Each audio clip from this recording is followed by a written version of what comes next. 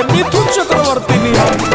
काला काला साड़ी लावल पड़ल बाटे भारी देखा रन भाभी होता मारा मारी बात देवर पाइल बा भाभी बोले के पड़ी खानदान उजाड़ देव हम क्यों हमरे देवर के हाथ से लगा के देखा पियवा मिलल कोरिया देवरवा बाटे गोरे ओही देवरे पा दिलवा डोले थोड़े थोड़े ओही देवरे पा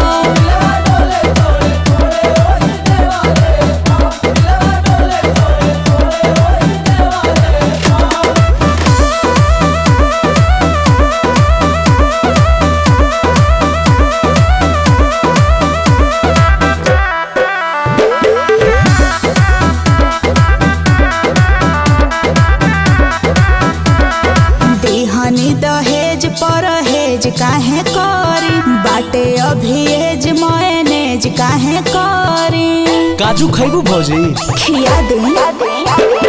बनले ड्राइवर संभारा है ना सवारी होके मोछा मुंडा कर तारे रंगदारी देखो तारे ना भौजी ढेर लंगदार होइल बड़ा ना कहो कि ढेर लंगदार होइल बनी ज्यादा गर्मी चघल बा कहिया कि ढेर गर्मी चघल बा ओ माय गॉड भौजी देवरा बोले मिसरी बलमुआ के कठोरे ओही देवरे पा मनवा डोले थोड़े थोड़े ओही देवरे पा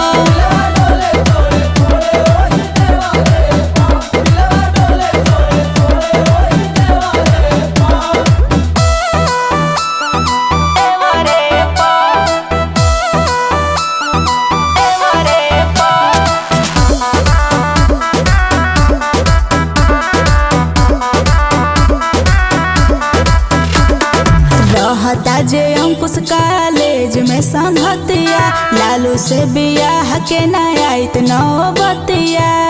इनकरा से तो बियाह ना करती भाग जेदी तोहरे संगे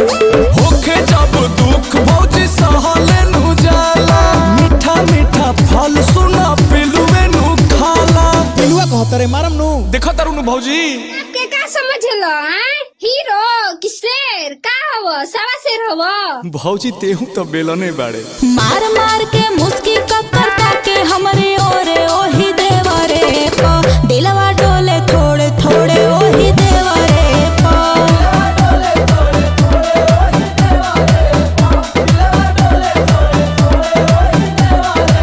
जेकरा में दम बाजा हमारा के ताक दी देवर रंगदार छाती गोलिये में दाग दी पियवा मिलल कोरिया देवरवा बाटे गोरे ओही